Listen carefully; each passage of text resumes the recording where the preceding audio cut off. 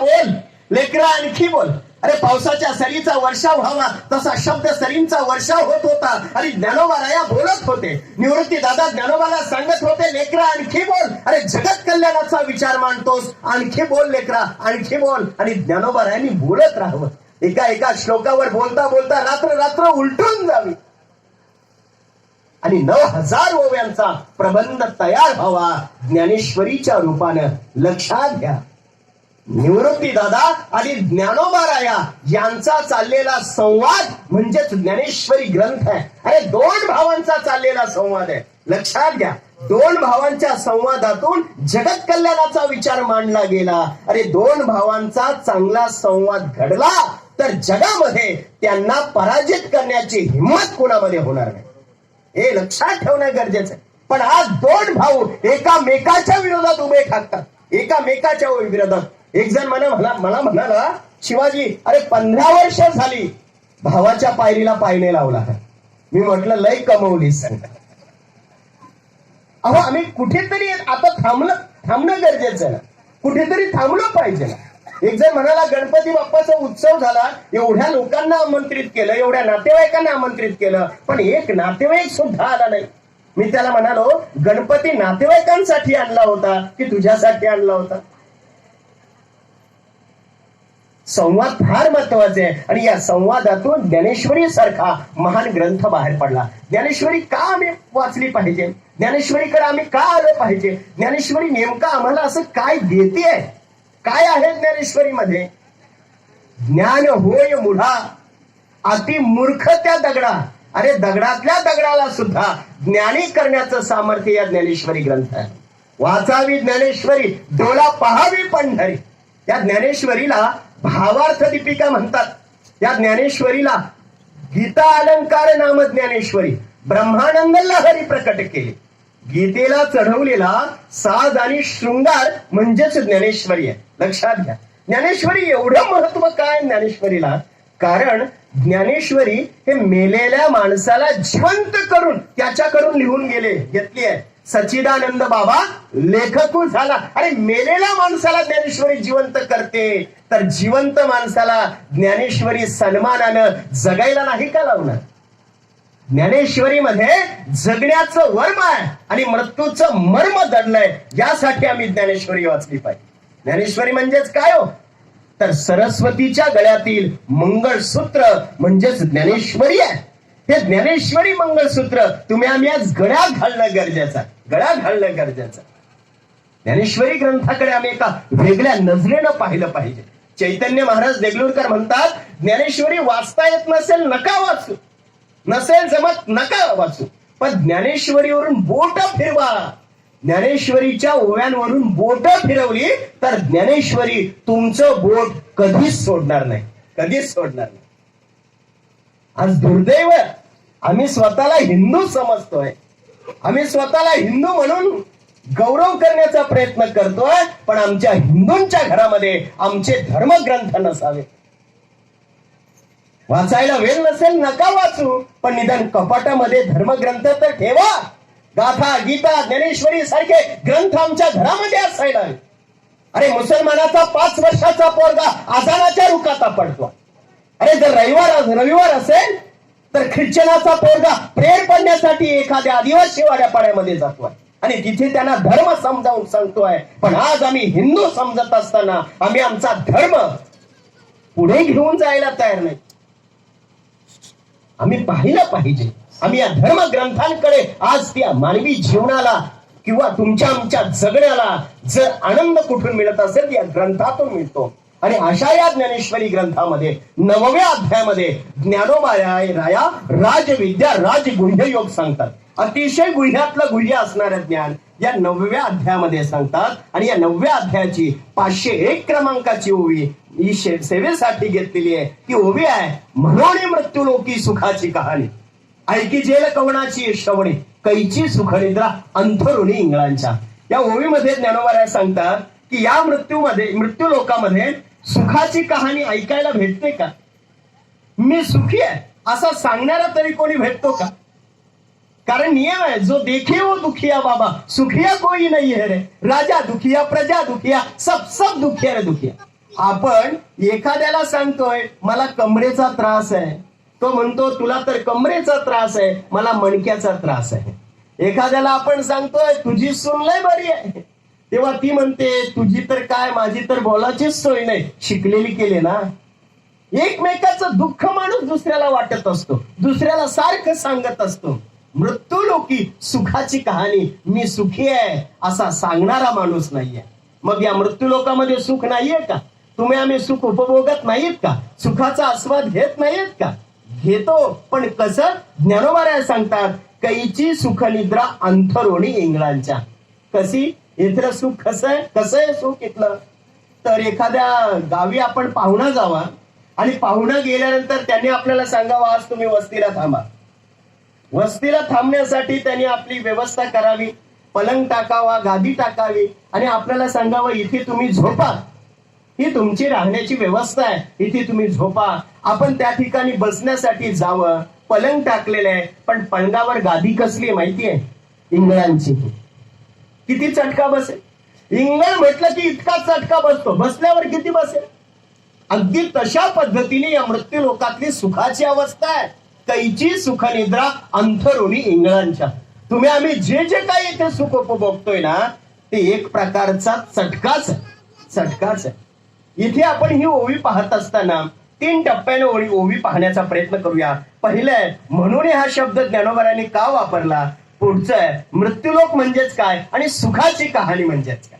हे समजून घेत असताना आपण पहिल्यांदा मृत्यूलोक समजून घेऊया.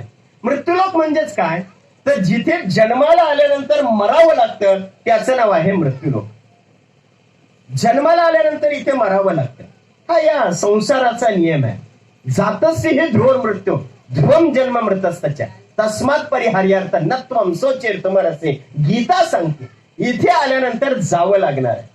आगा उपजे आणि निमने हे साचची का मानणे, तया जीव लोक मी म्हणे संसार होणे. इथे जन्माला आल्यानंतर मरावं लागतं हे खरंच आहे, याचं नाव संसार आहे.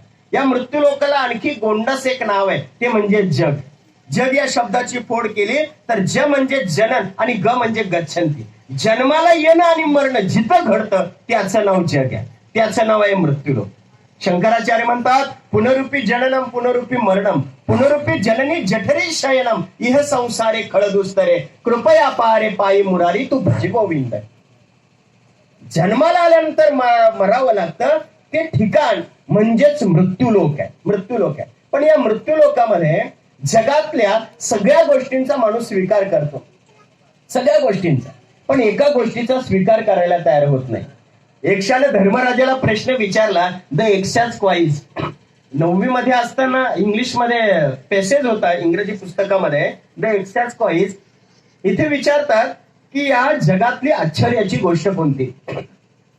धर्मराजाने सांगितलं की माणसाच्या अवतीभोवती पशु प्राणी पक्षी माणसं मरतात, हे माणूस उघड्या डोळ्यानं पाहतो आणि यामध्ये आपला देखील एक दिवस मरण होणार आहे हे माणसाला माहिती असून सुद्धा माणूस स्वतःच्या मरणाचा स्वीकार करायला तयार होत नाही. ही जगातली सगळ्यात मोठी आश्चर्याची गोष्ट. ही जगातली सगळ्यात मोठी, सगळ्या गोष्टींचा स्वीकार करतोय पण मृत्यूचा स्वीकार करायला तयार होत नाही. तुम्हाला आम्हाला मृत्यूचा स्वीकार हा करावाच लागणार आहे, करावाच लागणार आहे. कुरुक्षेत्रामध्ये युद्ध चालू आहे आणि या कुरुक्षेत्रामध्ये कौरवाने चक्रव्यूह मांडला होता. हा चक्रव्यूह भेदायचा कसा, यासाठी वीर असणारा शूर असणारा अभिमन्यू, या अभिमन्यूवर जबाबदारी होती. अभिमन्यू चक्रव्यूह भेदण्यासाठी रणांगणामध्ये जातात आणि या रणांगणामध्ये गेल्यानंतर अभिमन्यूच्या अजोड पराक्रमानं चक्रव्यूह भेदत असताना, चक्रव्यूहातून बाहेर पडत असताना अभिमन्यूला त्या ठिकाणी एकाच वेळेस सर्व कौरव तुटून पडले आणि अभिमन्यूला मारलं गेलं. रक्ताच्या थारोळ्यामध्ये 16 वर्षाचा कोवळा पोरगा पडलाय. युद्ध थांबलं गेलं. अरे दुष्ट दुश्मन असणारे कौरव थांबलेत, रडायला लागलेत, पांडव रडायला लागले. एका बाजूला सुभद्रा माता जी अभिमन्यूची आई आहे आणि एका बाजूला भगवान श्रीकृष्ण आहे. भगवान श्रीकृष्णानं कौरवांकडे पाहिलं, कौरव रडतायत, पांडव रडतायत, न राहून भगवंताचं लक्ष सुभद्रा मातेकडे गेलं आणि पाहतात तर काय, सुभद्राच्या डोळ्यामध्ये अश्रूचा एक थेंब सुद्धा नाही. न राहून भगवंताने विचारलं, अगं सुभद्रा, आई आहेस ना तू? तुझा एकुलता एक मुलगा रक्ताच्या थारोळामध्ये मरून पडलाय आणि तरी देखील तू रडत नाहीयेस. रड ना, का रडत नाहीयेस सांग ना.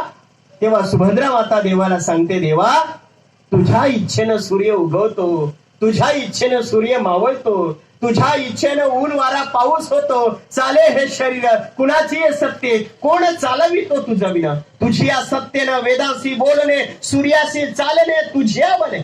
या सृष्टीचं प्रत्येक चक्र जर तुझ्याच इच्छेनं फिरतं. माझा मुलगा मरावा ही सुद्धा जर तुझीच इच्छा असेल तर देवा सांग ना, मी दुःख का करू. या सुभद्रा मातेचं उत्तर, तुम्हा मला मृत्यूचा स्वीकार हातात स्वीकारते. समजून सांगते, मृत्यूचा स्वीकार हा करावाच लागणार आहे, करावाच लागणार आहे. अनेकांनी इथं मृत्यूचा स्वीकार केलाय, अनेकांनी मृत्यूचा स्वीकार केलाय. पानिपतची लढाई आहे आणि या पानिपतच्या लढाईचं मराठ्यांचं नेतृत्व करणारा सरसेनापती दत्ताजी शिंदे. दत्ताजी शिंदेच्या नेतृत्वाखाली मराठे आजोड पराक्रम करतात. मराठे सैन्य पुढे चालतात आणि पुढे असणारे जे अब्दालीचं सैन्य आहे आणि अब्दालीचं नेतृत्व करणारा कुतुबशाह, या कुतुबशाहने सांगितलं, पहिल्यांदा या दत्ताजी शिंदेला ठार करा. आणि दत्ताजी शिंदे रणांगणामध्ये असताना एकाच वेळेस सुलतान ढवा झाला. सुलतान ढवा म्हणजे एकाच वेळेस सगळ्यांनी तुटून पडायचं. आणि तलवारी मेणातून बाहेर पडल्या.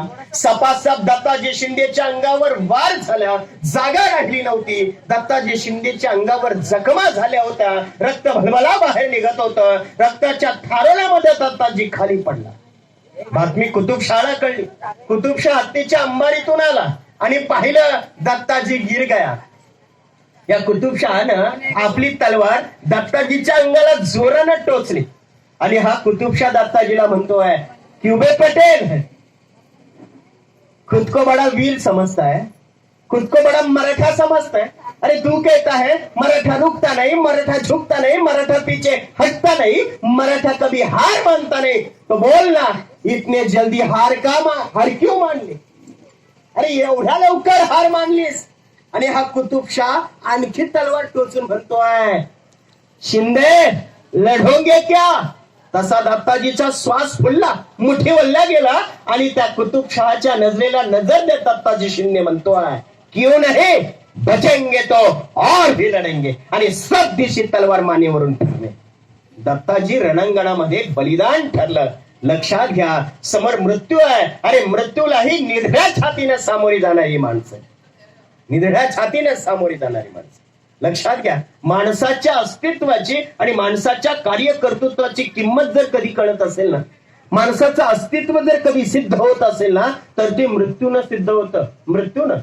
लक्षात घ्या, तुकोबाराय सांगतात, मरण माझे मरून गेले, मज केले अमर. जेव्हा मी जिवंत होतो तेव्हा लोकांनी मला पावलं पावले अपमानित केलं. लोकांनी मला शिव्या दिल्या, शाप दिल्या, काट्याच्या काठीनं मारलं.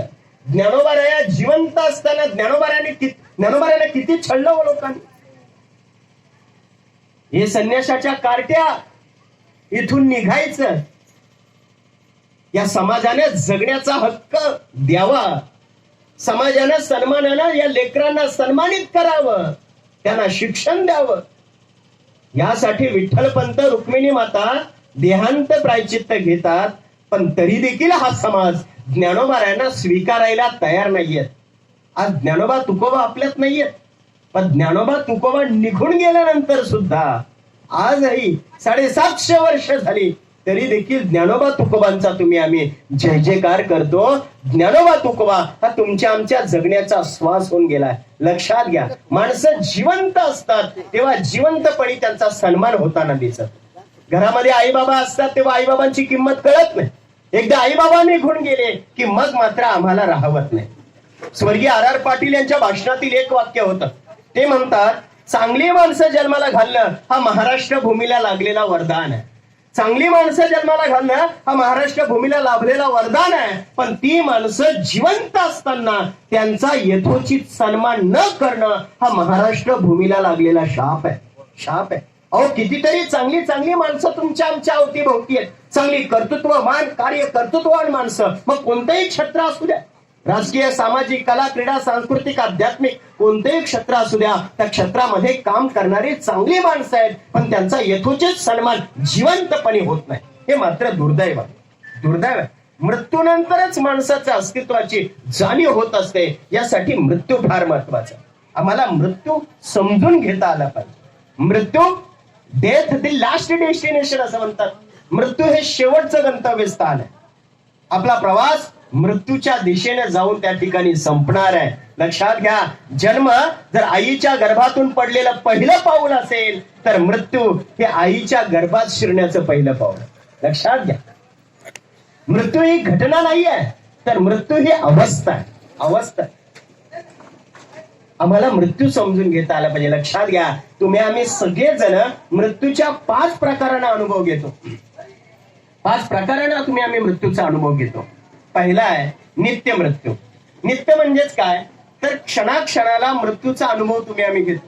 तुमच्या आमच्या अवतीभोवती, गावातून, बाजूच्या परिसरातून, आपल्या नातेवाईकांच्या गावातून एखाद दुसरी मृत्यूची घटना तुमच्या आमच्या कानावर पडते. ही नित्याचीच आहे. याला नित्य मृत्यू असे म्हणतात.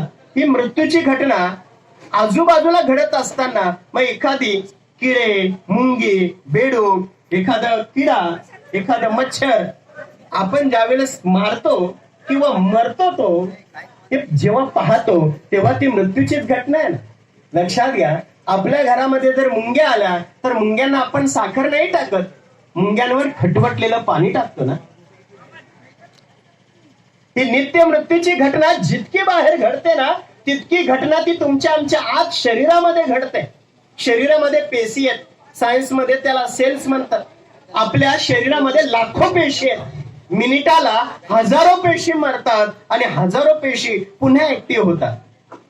ही मृत्यूची घटना तुमच्या आमच्या आत शरीरामध्ये घडते. कसं? कधी कधी आपल्याला एकदम घाबरल्यासारखं होतं, अंगाला घाम फुटतो, आपल्याला गोंधळून जातो. हे कसं घडतं? आपल्या शरीरामध्ये मृत्यूची घटना घडते आणि तिचा आघात आपल्या बुद्धिपटलावर होतो. ही नित्याची मृत्यूची घटना तुम्ही आम्ही अनुभवतो. याला नित्य मृत्यू असं म्हणतात. पुढचा आहे दैनंदिन मृत्यू. दैनंदिन मृत्यू म्हणजेच काय, तर रोज तुम्ही आम्ही मृत्यूचा अनुभव घेतो. तुम्ही म्हणाल आम्ही नाही घेत. लक्षात घ्या, आपली जी झोपेची अवस्था आहे ना, ही झोपेची अवस्था म्हणजेच मृत्यूची अवस्था आहे. माणूस झोपलेला असतो. झोपलेल्या माणसाच्या बाजूला पंचपक्वानाचं ताट ठेवा, बाजूला उभी बाटली ठेवा पाण्याची, किंवा एखादा विषारी साप येऊन बसू द्या, त्याचा दुश्मन येऊन बसू द्या, तरी देखील त्याला त्याची भीती वाटत नाही. ही झोपलेली अवस्था. आपण एखाद्याला आवाज देतो, अरे तुला रात्री 2:30 वाजता एवढे आवाज दिले, तू उठला नाहीस. आपण काय म्हणतो, अरे मला सूद नव्हती. ही सूद नसणं ना म्हणजेच मृत्यूची अवस्था, झोपेची अवस्था. आणि बाजू